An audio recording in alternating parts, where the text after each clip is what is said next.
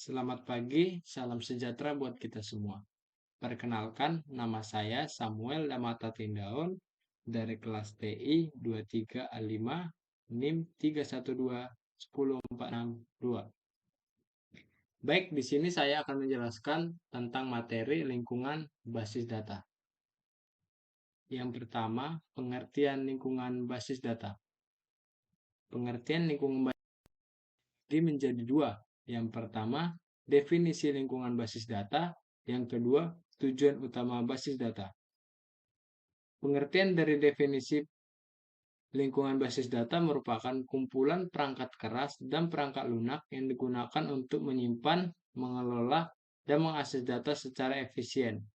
Lingkungan ini mencakup komponen-komponen seperti server basis data, sistem manajemen basis data atau DBMS, jaringan komunikasi, perangkat penyimpanan, dan serta aplikasi dan antarmuka pengguna. Kemudian, tujuan utama dari sistem basis data adalah menyediakan sebuah mekanisme yang efisien untuk pengelolaan data, pemeliharaan konsistensi data, berbagi data, pengelolaan keseluruhan kinerja. Selanjutnya ada arsitektur basis data. Dibagi menjadi dua. Yang pertama, 3 level abstraksi ANSI SPECS. Yang kedua, konsep data independence. Sedangkan 3 level abstraksi ANSI SPECS dibagi menjadi 3. Yang pertama, level eksternal atau view. Yang kedua, level konseptual. Yang ketiga, level internal atau fisik. Sedangkan yang kedua, konsep data independence dibagi menjadi dua. Yang pertama, physical data independence. Yang kedua, logika data independence. Selanjutnya, 3 data abstraksi ANSI SPECS. Yang pertama, level eksternal atau view.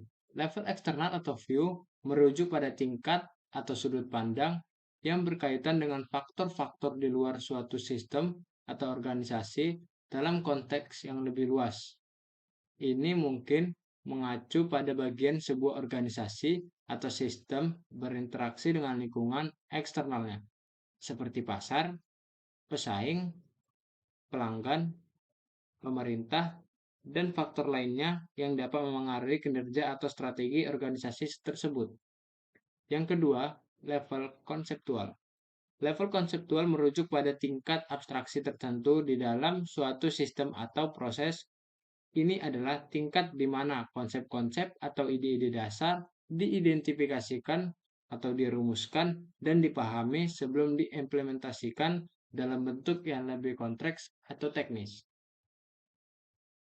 Selanjutnya, yang ketiga, level internal atau fisik.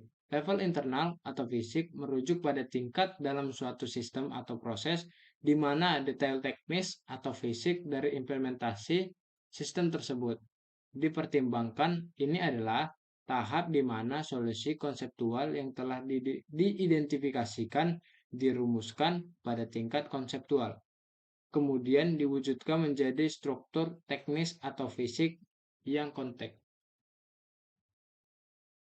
Selanjutnya yang kedua, Data Definition Language atau DLL. DDL. Yang pertama, Physical Data Independence. Physical Data Independence adalah konsep dalam manajemen basis data yang mengacu pada kemampuan untuk mengubah struktur penyimpanan data tanpa memengaruhi aplikasi yang mengakses data tersebut. Dengan kata lain, ini berarti bahwa aplikasi yang digunakan basis data tidak akan terpengaruh oleh perubahan dalam cara data disimpan secara fisik di dalam basis data. Yang kedua, logika data independence. Logika data independence adalah konsep dalam basis data yang mengacu pada kemampuan untuk mengubah struktur logis data tanpa memengaruhi aplikasi yang menggunakan data tersebut. Dalam hal ini, logis mengacu pada cara data organisasi dan dijelaskan dalam skema basis data, termasuk tabel, relasi, dan atributnya. Selanjutnya ada komponen basis data atau DBMS. Yang pertama, pengertian DBMS. DBMS atau Database Management System adalah perangkat lunak yang dirancang untuk mengelola, menyimpan, mengatur, mengakses data dalam suatu basis data. Ini adalah sistem perangkat lunak yang menyediakan antarmuka, antar pengguna, atau aplikasi data yang disimpan dalam basis data. Yang kedua, fungsi DBMS.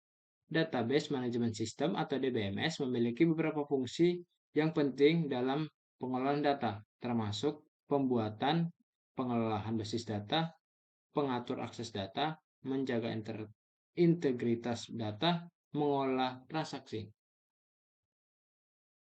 Yang kedua, selanjutnya bahasa DBMS. Bahasa DBMS dibagi menjadi dua. Yang pertama, Data Definition Language atau DLL.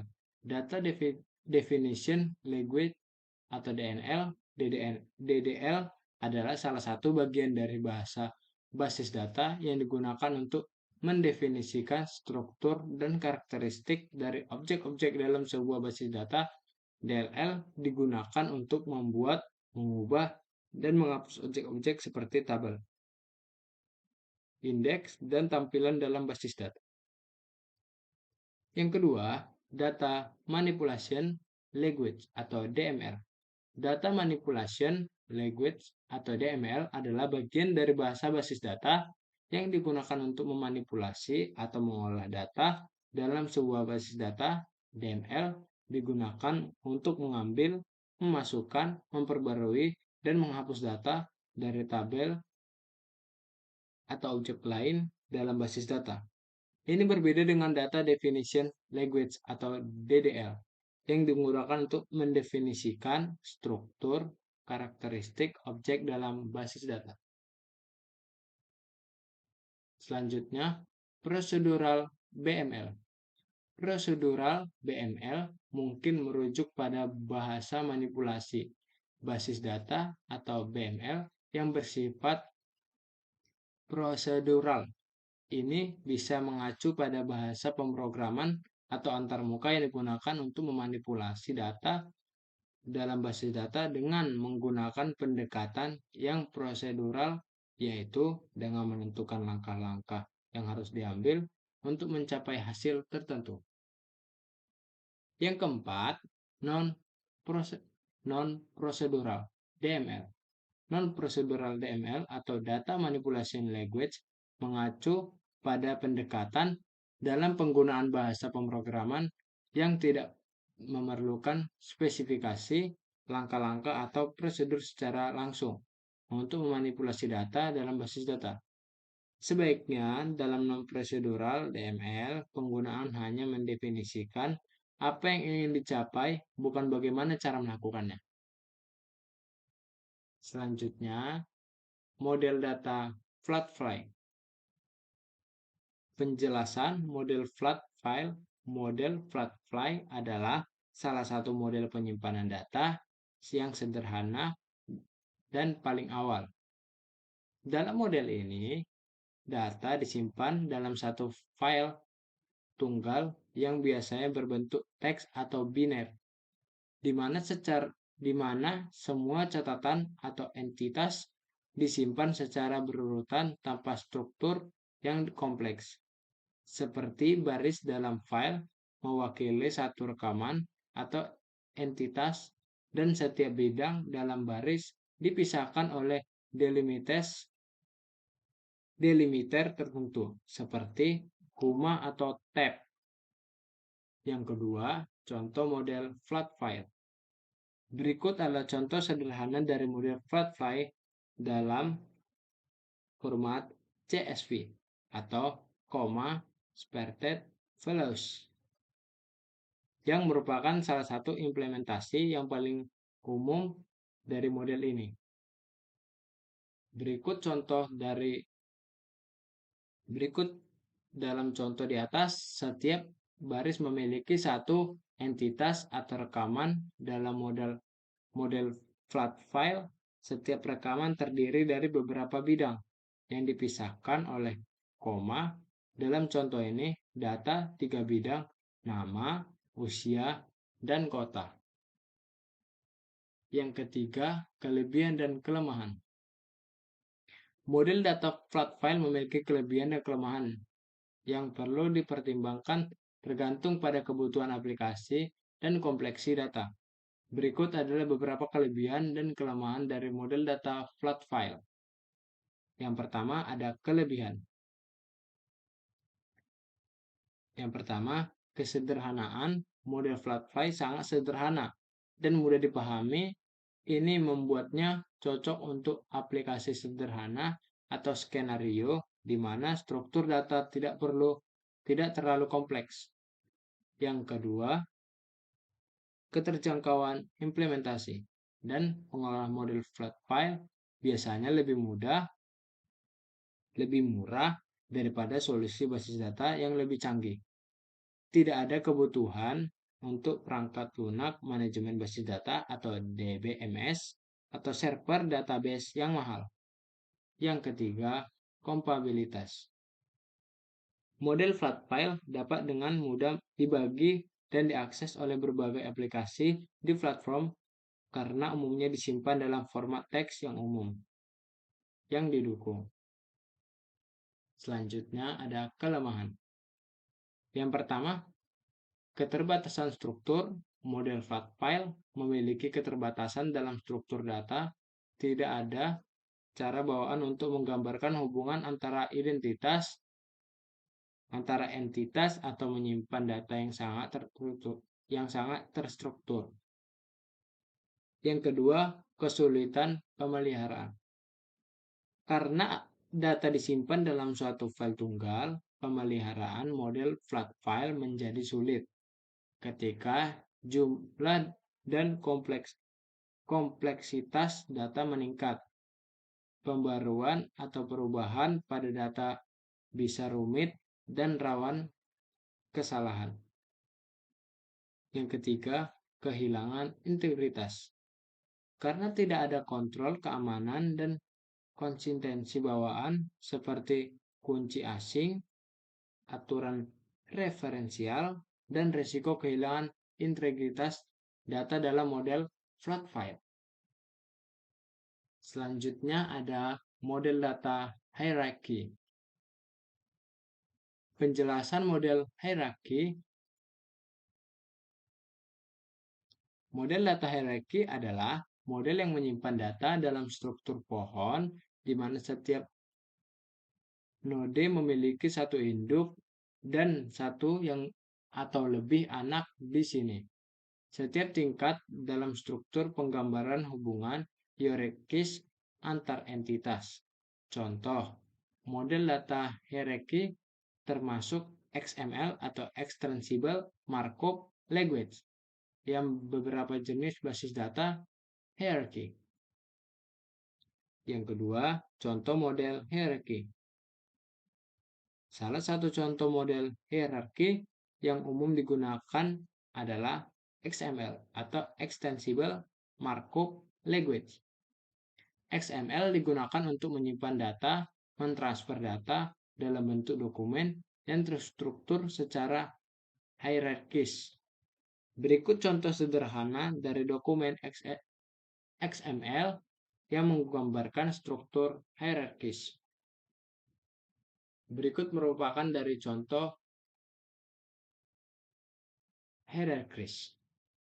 Dalam contoh ini, elemen pegawai adalah elemen induk yang berisi beberapa elemen anak seperti nama, definisi, subdivisi, dan alamat. Elemen-elemen ini membentuk struktur pohon di mana alamat adalah anak dari pegawai dan memiliki anak-anak sendiri seperti jalan, kota, dan konde pos. Yang kedua, kelebihan dan kekurangan.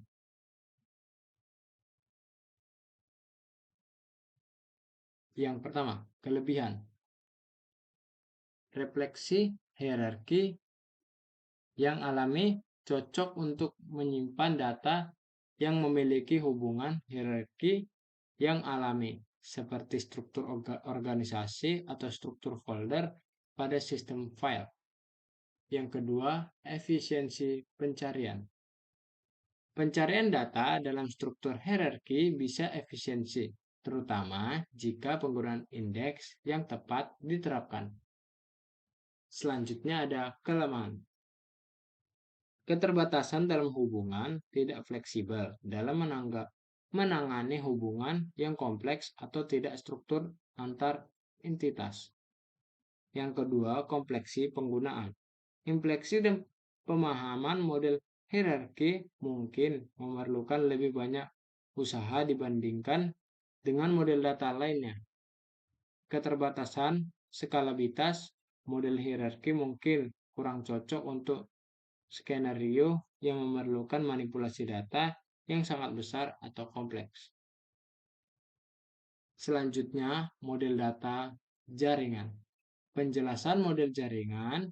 Model jaringan adalah salah satu model basis hierarkis yang diperkenalkan oleh Charles Bateman pada tahun 1969. Model ini dikembangkan sebagai alternatif untuk model hierarkis yang memiliki keterbatasan dalam merepresentasikan hubungan banyak ke banyak antara entitas. Dalam model jaringan, entitas disimpan dalam bentuk node atau simpul yang dihubungkan oleh relasi. Setiap node dapat memiliki beberapa anak atau orang tua, dan karenanya memungkinkan untuk mempresentasikan hubungan ke banyak. Yang kedua, contoh model jaringan. Contoh sederhana dari struktur model jaringan adalah sebagai berikut. Dalam contoh di atas, terdapat dua jenis node, pegawai, dan pekerjaan. Setiap pegawai dapat memiliki beberapa pekerjaan, dan setiap pekerjaan hanya terkait dengan satu pegawai. Ini menunjukkan hubungan banyak ke banyak antara entitas, pegawai, dan pekerjaan yang dapat direpresentasikan secara efektif dalam model jaringan. Yang ketiga, kelebihan dan kelemahan. Yang pertama, kelebihan memungkinkan merepresentasikan hubungan banyak ke banyak antar entitas. Yang kedua, dapat mengatasi beberapa keterbatasan dalam model hierarkis, terutama dalam kasus di mana hubungan antara entitas tidak sesuai dengan struktur pohon. Kelemahan. Yang kedua, kelemahan. Kompleksitas atau model jaringan cenderung lebih kompleks daripada model hierarkis atau relasional. Keterbatasan standar, kurangnya standar dalam pengembangan dan implementasi model jaringan dapat menyulitkan interoperabilitas antar sistem-sistem yang berbeda. Selanjutnya, model data rasional. Penjelasan model data relasional. Model relasional adalah sebuah model konseptual untuk merancang database berbasis tabel yang dikembangkan oleh Edgar F.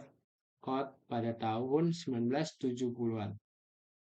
Model ini menjadi dasar bagi sistem manajemen database relasional atau RDBMS yang paling umum digunakan saat ini. Pada model relasional, data disimpan dalam bentuk tabel dua dimensi yang terdiri dari baris dan kolom. Seperti tabel memiliki jenis entitas tertentu, dan setiap baris dalam tabel tersebut memiliki satu instance atau tupel dari entitas tersebut. Sementara itu, setiap kolom dalam tabel merepresentasikan atribut atau karakteristik dari entitas tersebut. Yang kedua, contoh model relasional.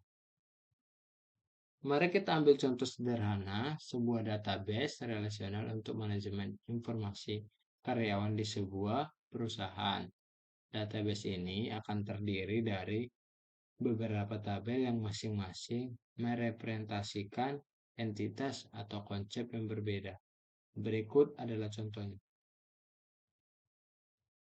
Tabel yang pertama, tabel employees memiliki atribut seperti employee ID yang berperan sebagai kunci utama atau primary key yang untuk mengidentifikasi setiap karyawan secara unik. Atribut deployment ID adalah kunci asing atau flying key yang merujuk ke tabel departemen untuk menunjuk departemen mana di mana karyawan tersebut bekerja. Yang kedua, tabel departemen memiliki atribut seperti departemen ID sebagai kunci utama dan nama departemen untuk menyimpan nama departemen. Ini bisa merujuk ke lokasi fisik departemen tersebut. Yang ketiga, tabel salaries memiliki atribut seperti salary ID sebagai kunci utama, employee ID sebagai kunci asing yang merujuk ke tabel employees untuk menunjukkan gaji karyawan mana yang diwakili dan atribut lainnya seperti jumlah, gaji, dan tunggal mulai dan tanggal berakhir. Yang ketiga, kelebihan dan kelemahan. Yang pertama ada kelebihan. Struktur yang terorganisir, model relasional, mengorganisasi data dalam bentuk tabel yang mudah dipahami dan dikelola seperti setiap tabel memiliki atributnya sendiri yang membuat struktur data terorganisir dan konsisten. Yang kedua, integrasi data. Model relasi menyediakan mekanisme untuk menjaga integritas data, terutama memiliki konsep kunci atau case, dan integrasi referensial. Ini membantu mencegah terjadinya data yang tidak konsisten atau tidak valid dalam database. Yang ketiga, fleksibilitas dan query yang kuat. Model relasi yang mendukung bahasa query atau SQL yang kuat untuk melakukan manipulasi data, penggunaan data dengan mudah melakukan query kompleks seperti seleksi gabungan dan agregasi data untuk memenuhi berbagai kebutuhan informasi. Yang selanjutnya, kelemahan. Yang pertama, kinerja.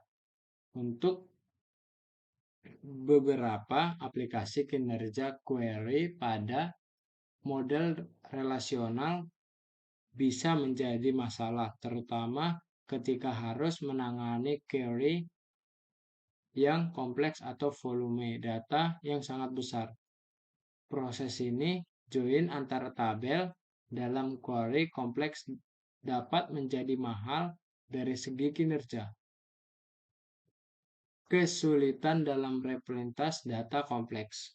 Model relasional cenderung kurang cocok untuk merepresentasikan data yang kompleks atau tidak terstruktur seperti data hierarkis atau data multimedia. Untuk jenis data ini, model lain seperti model dokumentasi atau model grafik mungkin lebih cocok. Yang ketiga, desain yang memerlukan pengetahuan mendalam. Desain database relasional yang efisien memerlukan pemahaman yang kuat tentang struktur data, normalisasi, dan pengelompokan data. Hal ini dapat memerlukan inventasi waktu dan pengetahuan yang cukup untuk menghasilkan desain yang optimal. Mungkin sekian presentasi dari saya. Saya akhiri. Selamat pagi. Terima kasih.